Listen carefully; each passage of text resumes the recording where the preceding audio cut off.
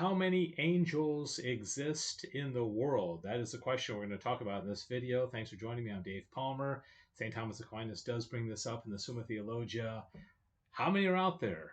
Okay, it's a dogma, a doctrine of our faith that angels exist. There's a lot of curiosity and interest in them, both the good angels and the bad angels. I think most people have a feeling that there's something going on beyond what we can see with our experience with our senses, and that there must be some persons, some creatures that we cannot see. And so let's get right to it. And Thomas, in the 50th question of the Summa, this is prima pars, question 50, article 3, which is the first question about angels in the Summa. Okay, Thomas starts off with sacred doctrine, then he goes into does God exist, the divine nature, the attributes of God, the Trinity.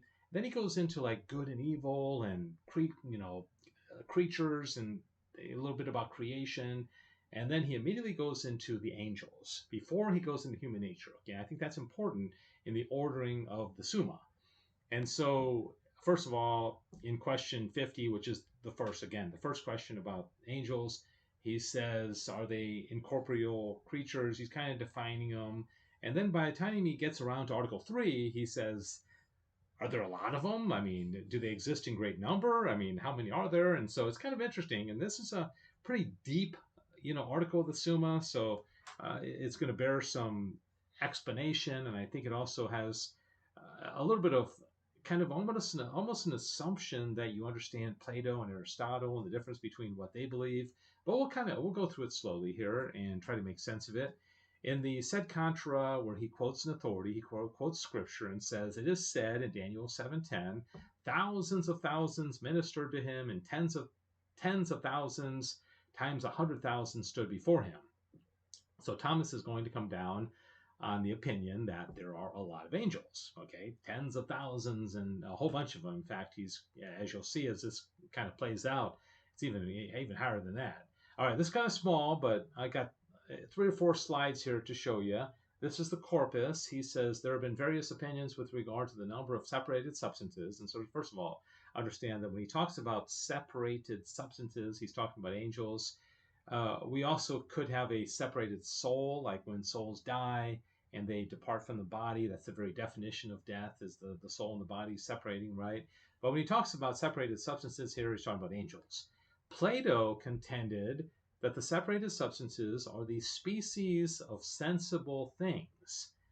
All right, so a sensible thing would be something that we can sense, dogs and cats and human beings. So Plato is saying that the separated substances are of things that we can sense, right? So this is Plato, as if we were to maintain that human nature is a separate substance of itself. All right, so this, as Thomas is going to point out, is against the teaching of our faith, that we are not angels. We are not ever meant to be separated substances. We are a composite of body and soul, okay? And according to this view, it would have to be maintained that the number of the separated substances is the number of the species of sensible things. Okay, so as many sensible things as there would be that many angels. Aristotle, however, rejected this view because matter is of the very nature of the species of sensible things. Remember, Aristotle didn't believe in the realm of universal, unchanging, infinite forms. He believed that the forms were in the bodies. Okay, we can come to know things in the composite. Okay, the form and the matter are together for Aristotle. And so this is a whole different paradigm altogether. Consequently, the separate substances cannot be the exemplar species of these sensible things, as Plato taught, but have their own fixed natures, which are higher than the nature of sensible things. So Aristotle is saying, no, the angels are completely different. They're not the same as dogs and cats and human beings. They're different entirely, which, of course, Aquinas and the Catholic Church is going to agree with, right? Nevertheless, Aristotle held that these more perfect natures, angels, bear relation to these sensible things as that of mover and end. And therefore he strove to find the number of the separated substances according to the number of the first movements. Okay, so here's the problem: is do the angels move us? Are the angels our final end? So Aristotle is putting them too high.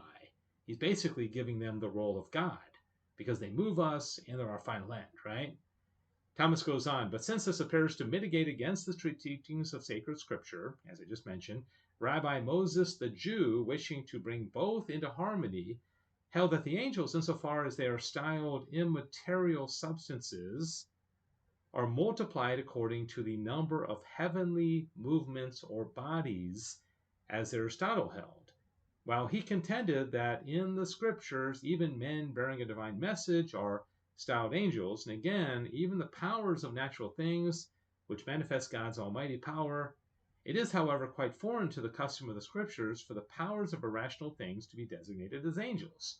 Okay, so Thomas is trying to say, okay, we don't agree with Plato. We don't think that angels are just, like when I die, my soul becomes an angel, or a dog dies and his soul becomes an angel. Aristotle brings them together, but Aristotle says that the angels are directing all things and they're the end. Thomas is like, no, I don't think so. That's not what Scripture is saying. And again, he's always going to try to conform things to Scripture first, in taking in light of the Scripture what these great minds like Plato and Aristotle said.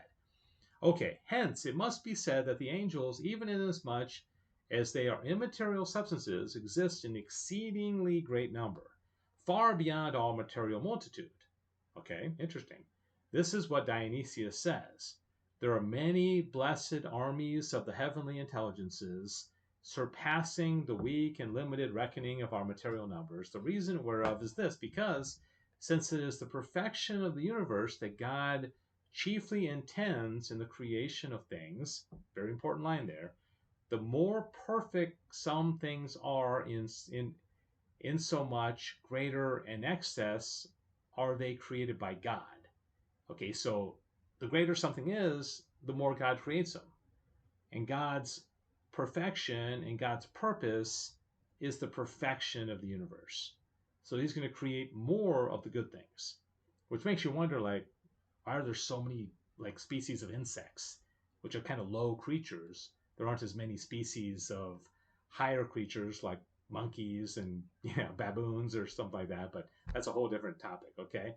Now, as in bodies, such excess is observed in regard to their magnitude, so in things incorporeal it is observed in regard to their multitude.